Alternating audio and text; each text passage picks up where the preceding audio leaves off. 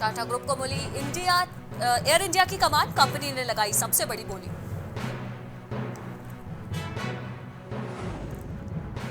छठ पूजा को लेकर मनोज तिवारी का वार, कहा केजरीवाल सरकार बाधा डालने की करती है कोशिश।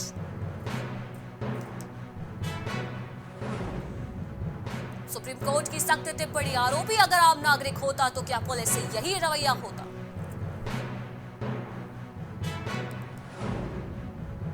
नितिन गडकरी बोले, भारत को ऑटोमोबाइल सेक्टर में दुनिया का नंबर 1 देश बनाना मेरा सपना।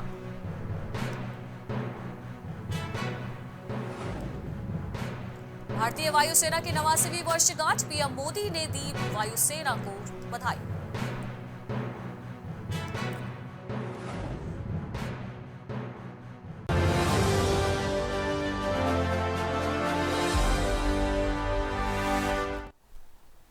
नमस्कार, उत्तर प्रदेश की खबरों में आपका स्वागत है। मैं हूं आपके साथ अनुष्का सिंह। राजधानी लखनऊ में लोक निर्माण विभाग के नवनियुक्त सहायक अभियंताओं को उत्तर प्रदेश के उप मुख्यमंत्री केशव प्रसाद मौर्य द्वारा नियुक्ति पत्र सौंपे गए। पीडब्ल्यूडी के विश्वेश्वरैया सभागार में आयोजित इस कार्यक्रम में प्रदेश के नवनियुक्त हुए लोक निर्माण विभाग के सहायक अभियंताओं को नियुक्ति पत्र देने के साथ साथ उनका प्रशिक्षण कार्यक्रम भी आयोजित किया गया। इस कार्यक्रम में मुख्य अतिथि के रूप में शामिल हुए उप मुख्यमंत्री केशव प्रसाद मौर्य ने सभी अभियंताओं को बधाई दी। इस कार्यक्रम में राजकीय निर्माण निगम और सेतु निर्माण निगम के एमडी भी शामिल हुए। इस दौरान सहायक अभियंताओं को संबोधित करते हुए उप मुख्यमंत्री केशव प्रसाद मौर्य ने सबको बधाई देते हुए देश हित में मेहनत से काम करने की बात कही।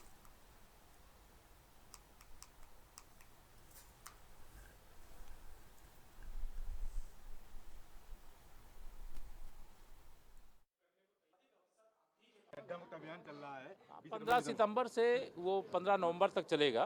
बीच में वर्षा हो गई थी, तो जब वर्षा हो जाती है और पानी जब सीलन रहती है सड़क के अंदर, उस समय गड्ढा मुक्ति का अभियान चलता है, तो भी वो सफल नहीं होता है। सामाजिक सम्मेलन भी होने वाले, क्या मानते हैं? नहीं, जो सामाजिक सम्मेलन सदा होते रहे, आगे भी होंगे। और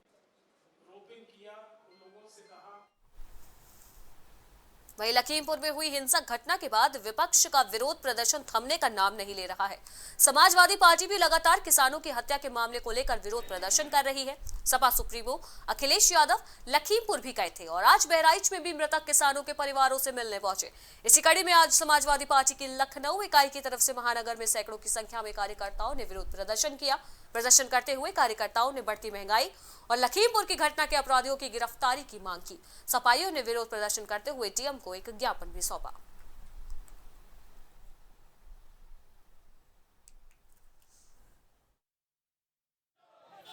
देखिए, आज जैसा कि आप लोग देख रहे हैं, जान रहे हैं कि लखीमपुर खीरी में जिस प्रकार हमारे अन्नदाता किसानों के ऊपर बर्बर उनके ऊपर इसको क्या कहें, जिसकी जितनी भर्त्सना करें उसकी कम है। जिस प्रकार निर्दोष अन्नदाता किसानों के ऊपर गाड़ियां चढ़ा के उनकी हत्या की जाती है, वो भी केंद्रीय एक मंत्री द्वारा उसके संरक्षण पे उसके पुत्र के द्वारा गाड़ी, वहाँ की गाड़ियां उसके ऊपर चढ़ाई जाती है। लेकिन इस प्रशासन, जो वर्तमान में सत्ताधारी प्रशासन है, वो पूरी तरीके से मौन है। कोई रिपोर्ट लिखने के बाद भी कोई गिरफ्तारी नहीं हुई है। पूरा संरक्षण मिला हुआ है उत्तर प्रदेश सरकार का उस जो दोषी है उसको। और साथ साथ आज पूरे प्रदेश में जिस प्रकार आज लखनऊ में 100 पार हो चुका है पेट्रोल और डीजल की बढ़ती हुई महंगाई, उसके साथ साथ रसोई गैस के दाम दिन पे दिन बढ़ते जा रहे हैं। आम आदमियों का जीना दुहार हो गया इस भाजपा सरकार में। सरकार कह के आई थी हम महंगाई कम करेंगे, भ्रष्टाचार खत्म करेंगे, जितने भी वादे सरकार करके आई वो पूरी तरीके से फेल हुई। महंगाई आज बिल्कुल चरम पे है। किसानों को उनकी अपनी फसलों को बचाना मुश्किल हो गया। और लखीमपुर में हुए किसानों की जघन्य हत्या को लेके आज हम लोग प्रदर्शन करने जिलाधिकारी कार्यालय जा रहे थे, लेकिन इस सरकार द्वारा इस अड़ियल रवैये के कारण हम लोगों को ज्ञापन देने से भी लोकतंत्र की जो एक प्रक्रिया है उस प्रक्रिया को रोकने के लिए भी इस प्रकार का कार्य किया गया और हम लोग को यहाँ से आगे नहीं बढ़ने दिया जा रहा है। निश्चित तौर पे जनता सब देख रही है और जान रही है, भाजपा के राज में संविधान सुरक्षित नहीं रह गया, लोकतंत्र की हत्या हो रही है। राज है, लगता है कोई सरकार है नहीं। लखीमपुर की घटना सहित प्रदेश में जगह जगह ऐसी घटनाएं घटी हैं जिसमें बीजेपी के नेता ही शामिल है, मुलजिम है, लेकिन प्रशासन और पुलिस। लखीमपुर घटना को लेकर क्या मांगे हैं? हमारी मांग है कि जो दोषी आदमी है, खासतौर से केंद्रीय गृह राज्य मंत्री का बेटा, दबंग है, गुंडा है, दोषी ने गाड़ी चढ़ाई किसानों पे, 4 किसान मर गए, एक पत्रकार बन गया, तो निश्चित तौर पर बड़ी घटना है, उसे गिरफ्तार किया जाए। समाजवादी पार्टी महंगाई और व्यापारियों की हत्या को लेकर प्रदर्शन कर रहा है। जिस तरह उत्तर प्रदेश की सरकार लगातार महंगाई बढ़ाती चली जा रही है और व्यापारियों की हत्या करती चली जा रही है, आज जिला समाजवादी पार्टी कार्यकर्ता लखनऊ में लगातार प्रदर्शन कर रहे हैं। और मैं बता देना चाहता हूँ आपके चैनल के माध्यम से कि उत्तर प्रदेश की सरकार को समाजवादी लोग जवाब देने का काम कर रहे हैं और महंगाई से अगर उत्तर प्रदेश की सरकार निजात नहीं दिला सकती है तो इस्तीफा देने का काम करे उत्तर प्रदेश सरकार। लखीमपुर घटना को लेकर के क्या प्रदर्शन है? देखिए, जिस तरह लखीमपुर में घटना हुई और जिस तरह भारतीय जनता पार्टी का शासन नजर आया, जिस तरह अंग्रेजों के शासनकाल में घोड़े चढ़ा दिया करते थे अंग्रेज लोग, उस तरह भारतीय जनता पार्टी के लोग किसानों पे गाड़ियां चढ़ाने का काम कर रहे हैं। जो गैस के बढ़ते दाम और किसानों की हो रही हत्या, नौजवानों और छात्रों के बेरोजगार लगातार होते जा रहे हैं। भाजपा और हमारी जाति जनगणना नहीं हो रही है। लोग भयावह है उत्तर प्रदेश में, सड़कों पर निकलने से लोग डरते हैं। उत्तर प्रदेश के हालात बस से बदतर है। बहन बेटियां लखीमपुर वाली घटना को लेकर भी विरोध की घटना को लेकर के सारे समाजवादी सड़कों पर हैं। राष्ट्रीय अध्यक्ष धरने पर बैठे, गिरफ्तारी हुई। इसके बाद लखीमपुर का आज बहराइच में है। आज समाजवादी लखीमपुर घटना को लेकर सड़कों पर है। लखीमपुर घटना को लेकर क्या मांगे हैं आपकी? मंत्री को बर्खास्त किया जाए और उनके बेटे को गिरफ्तार करके जेल भेजा जाए। अदालत उन्हें फांसी की सजा दे। हम लोग समाजवादी लोग यही मांग करते हैं। जब तक न्याय नहीं मिलेगा, किसानों को समाजवादी पार्टी आंदोलन जारी रखेगी। सरकार चल रही है, इसको लेकर समाजवादी पार्टी ने पूरे प्रदेश में आज एक विज्ञापन सौंपा है डीएम साहब को। जो भी जिले हैं सभी जिलों के डीएम को 5 सूत्री विज्ञापन सौंपा, जो देश में महंगाई, किसानों के प्रति बुरा अत्याचार, जो लखीमपुर की घटना है उसमें जो उनके मंत्री के जो बेटे जो फरार हो रखे हैं, हमें पता चला है कि वो शायद नेपाल भाग गए हैं, उसको लेके और महंगाई को लेके, चाहे वो कड़वे तेल की महंगाई हो, पेट्रोल, डीजल, गैस। वहीं कन्नौज जिलाधिकारी राकेश कुमार मिश्र ने ठटिया मनकपुर रोड एवं कन्नौज तिरवा रोड पर कराए गए पैच कार्य की गुणवत्ता का औचक निरीक्षण किया और निरीक्षण करते हुए उपस्थित अधिकारियों को आवश्यक दिशा निर्देश दिए। जिलाधिकारी ने कन्नौज तिरवा मार्ग पर कराए गए पैच कार्य का निरीक्षण करते हुए कई स्थलों पर पैच कार्य का जायजा लिया, परंतु उन्हें गुणवत्ता सही न मिलने पर व कार्य में कुशलता नहीं होने पर उन्होंने NH91A के अधिशासी अभियंता से स्पष्टीकरण मांगा। साथ ही पैच कार्य पूर्ण गुणवत्ता से कराए जाने के कड़े निर्देश भी दिए। हमने आज ठटिया मकनपुर रोड का निरीक्षण किया गया। निरीक्षण में जो गड्ढा मुक्ति की गई है वो काम ठीक किया गया है। एक जगह पर मिला है कि जहां सड़क बनी थी और टूट गई थी बरसात में, उसका जो गड्ढा मुक्ति लोगों ने किया था वो बारिश के पानी से कट के नीचे से बह गया है। तो मेरे द्वारा निर्देश दिया गया कि नीचे से ठोस पत्थर की भराई करके और उसको तत्काल इसको ठीक करा दें और इनके द्वारा आज ही कराने का।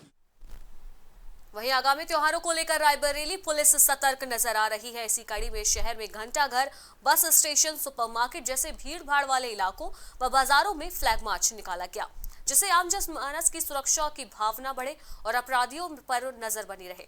वहीं सीओ सिटी महिपाल पाठक ने बताया कि आगामी त्योहारों के आने के मद्देनजर फ्लैग मार्च हर रोज इसी प्रकार से निकाला जाएगा।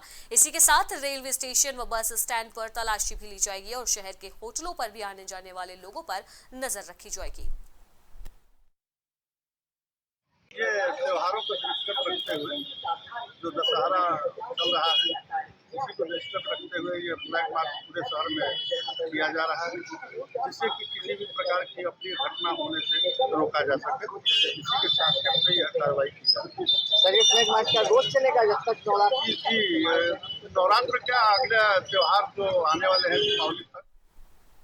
वहीं अगली खबर औरैया से है, जहां औरैया बुंदेलखंड को जोड़ने वाली यमुना पुल के किनारे की दीवार दरक गई, जिसकी जानकारी मिलते ही प्रशासनिक अधिकारियों ने आनन फानन में बड़ा खतरा होने से पहले सूझबूझ दिखाते हुए उन्होंने गड्ढे में मिट्टी भरवाई। वहीं इस मामले पर अधिकारियों का कहना है कि बरसात में कटान की वजह से यह हादसा हुआ है। अभी सुरक्षात्मक व्यवस्था कर दी गई है, मिट्टी डलवाकर बैरिकेडिंग लगवा दी गई है। इसको लेकर सेतु निगम से बात करके तत्काल इसकी मरम्मत की जाएगी। अभी तो सुरक्षात्मक व्यवस्था की गई है कि बैरिकेडिंग वगैरह लगवा दी गई है और मिट्टी भी प्रदान करा दिया जाएगा और इसका हम सेतु निगम को लिखेंगे आर्डर बनाने के लिए, तो इसको तत्काल हम भेजते हैं। और उसके वहीं गोरखपुर में रेलवे सुरक्षा बल, कैंट पुलिस और एसटीएफ गोरखपुर की यूनिट ने मुखबिर की सूचना पर 4 चौतर ठगों को गिरफ्तार किया है, जो रेलवे विभाग की नौकरी का फर्जी नियुक्ति पत्र देकर लोगों के साथ ठगी करने का काम कर रहे थे। पुलिस ने इनके फर्जी नियुक्ति पत्र, मेडिकल रिपोर्ट और कूट रचित रेलवे का उपस्थिति पंजिका और 7 मोबाइल फोन बरामद किए हैं। संबंधित मामले में आरोपियों की गिरफ्तारी के लिए पुलिस, एसटीएफ और रेलवे सुरक्षा बल ने संयुक्त रूप से कार्रवाई की है। रेलवे में फर्जी नियुक्ति के संबंध में कुछ शिकायतें लगातार प्राप्त हो रही थी पिछले काफ़ी दिनों से, जिसमें आरपीएफ को शिकायत मिली थी और जिस पर त्वरित कार्रवाई करते हुए आरपीएफ ने एसटीएफ की टीम के साथ संयुक्त रूप से इस ऑपरेशन को अंजाम दिया और इसमें जो अभियुक्त थे उनको पकड़ा। इस दौरान 10 फर्जी नियुक्ति पत्र बरामद किए गए। रेलवे का उपस्थिति रजिस्टर 1 बरामद किया गया। रेलवे अस्पताल के फर्जी मेडिकल प्रमाण पत्र बरामद किए गए। 7 मोबाइल पकड़ा गया है। भर्ती संबंधित दस्तावेज, चेक और 8 एटीएम इन लोगों ने बरामद किया है। एक फर्जी क्राइम ब्रांच का आईडी और 1 मारुति कार अर्टिगा ये बरामद हुई है। मैनपुरी में वायरल बुखार और डेंगू के मामले तेजी से बढ़ते नजर आ रहे हैं। जिला अस्पताल में भारी संख्या में लोग उपचार के लिए पहुंच रहे हैं, जिसके चलते जिला अस्पताल की व्यवस्थाएं भी चरमरा गई हैं। जिला अस्पताल की इमरजेंसी में एक बेड पर 2 मरीजों का इलाज चल रहा है। हालांकि मरीजों की बढ़ती संख्या को देखते हुए उन्हें सही उपचार दिलाने के लिए जिलाधिकारी महेंद्र बहादुर सिंह खुद जिला अस्पताल पहुंचे और मरीजों से सीधे बात कर स्वास्थ्य सेवाओं की गुणवत्ता जानी। मरीज आते हैं बुखार के पीड़ित, जो भी यहाँ भर्ती होना चाहता है अपना या सीरियस होता है उसको भर्ती करते हैं, इलाज करते हैं और जब वो ठीक हो जाते हैं तो अपने अपने घर चले जाते हैं। पूरे जनपद में कहीं भी डेंगू का टेस्ट नहीं होने दे रहे और लोगों को भगवान के भरोसे मरने के लिए छोड़ रहे हैं। कल पूरे दिन छापेमारी हुई है, मैंने अखबार पढ़ा था सुबह, 9 लैब सील हुई। वहीं महाराजगंज के नौतनवा थाना क्षेत्र के अंतर्गत बैरवा बन कटवा में मणि चौराहे पर झोला छाप डॉक्टरों की धड़ल्ले से मनमानी आए दिन सामने आ रही है। आए दिन छोटी छोटी बीमारियों को बड़ी बताकर मोटी रकम ऐंठने का काम ये डॉक्टर कर रहे हैं। वहीं मौके पर जब मीडिया कर्मी पहुंचे और उन्होंने इस पूरे मामले को लेकर पूछताछ की तो पत्रकारों के साथ धोखाधड़ी की बात की गई, साथ में उन्हें धमकी भी दी गई। वहीं झोला छाप डॉक्टर ने सीएमओ से मिली भगत होने की भी बात स्वीकारी।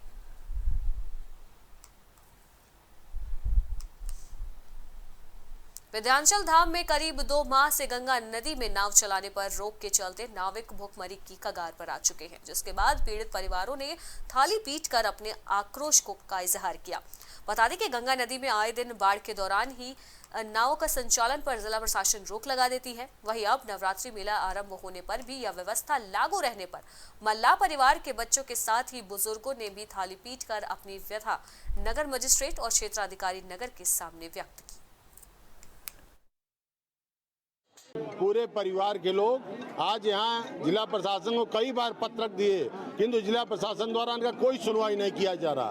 भूखों मरने की स्थिति हो गई है, तो ये लोग यही मांग करते हैं कि बनारस इलाहाबाद में बंद नहीं किया गया, वहाँ पर यहाँ विंध्याचल में जोर जबरदस्ती क्यों किया जा रहा है। आज पे रोज टूटे हम लोग बचाते हैं, 6 लोग को हम लोग नहीं बचाया। कैसे छोटे छोटे बच्चे क्या खाएंगे? हम लोग माटी खाएंगे? मांग हमारी नाव चलना चाहिए बस। गोरखपुर में विगत दिनों रामगढ़ ताल थाना क्षेत्र से महिला से चेन लूटने वाले शातिर आरोपी को पुलिस ने गिरफ्त कर लिया है। बता दें कि रामगढ़ ताल थाना क्षेत्र में मोबाइल लूट की घटना को इन शातिर अपराधियों ने अंजाम दिया था। घटना के खुलासे और आरोपियों की गिरफ्तारी में पुलिस की टीम काफी देरों से लगी हुई थी। दरअसल पुलिस ने चेकिंग के दौरान डोमवा ढाले के पास से एक मोटरसाइकिल पर सवार 2 लोगों को रोककर पूछताछ की, जिसमें से एक आरोपी मौके से फरार होने में सफल हो गया। वहीं पकड़े गए आरोपी से लूट का तमाम सामान फिलहाल बरामद किया गया है। कल लूट की एक घटना यहाँ हुई थी जिसमें मोबाइल लूटा गया था और मुकदमा लिखा गया था कल, और वो उसके पास से वो लूट का मोबाइल बरामद हुआ है। और अब लगभग 15 दिन पहले इसी थाना क्षेत्र में एक चैन एक महिला से लूटी गई थी। उस लूट में भी ये शामिल थे ये लोग, और इसने स्वीकार किया है। लूट का उस चेन लूट का जो उन्होंने बेची थी उसका 6700 रुपया भी इनके पास से बरामद हुआ है, और एक 315 बोर का तमंचा और एक कारतूस भी इसके पास। वहीं अलीगढ़ के नगला मानसिंह इलाके में खूनी बंदरों ने पिछले 3 महीनों से आतंक मचा रखा है। बंदर छोटे छोटे बच्चों को अकेला देखकर उन पर हमला बोल देते हैं। पिछले 3 महीने से यह इलाके में 60 से ज्यादा बच्चों पर हमला ये बंदर कर चुके हैं, साथ ही बच्चों को घायल किया जा चुका है। स्थिति इतनी बदतर हो चुकी है कि इलाके में अब ऐसा कोई घर नहीं बचा है जहां बंदर के हमले से घायल बच्चा ना हो। फिलहाल ग्रामीणों ने प्रशासनिक अधिकारियों से मांग की है कि जल्द से जल्द बंदरों को पकड़ा जाए। हाँ भैया, कम से कम 25-30 बंदर आ चुके हैं, और क्या कहते हैं वो, उसमें 2 बंदर ऐसे हैं जो कि बिल्कुल बच्चों को देखते हैं उनका कान काट लेते हैं। कान काट के बड़े परेशान हैं, जैसे कि कहीं बाहर लिख रहे हैं तो काट लेते हैं, कहीं स्कूल छोड़ने जाएं तो हमें को साथ जाना पड़ता है, कहीं हम छोड़ नहीं सकते हैं बंदर। और हम कहीं पे मतलब शिकायत की है, कोई हमारी सुन भी नहीं रहा है। अरे वो बालक ऐसे खेल रहे, छत पे चढ़े गए, वो बंदर आके और लौड़ा के कान खान सब ये सब पकड़ लो, हाथ देखो मांस तोड़ लो इतना, और 3 टांके आए बाकी 4000 रुपया खर्च हुए। कितने बंदर आ गए ऐसे? ऐसे देना आवत हुआ, 2 ज्यादा परेशान कर रही।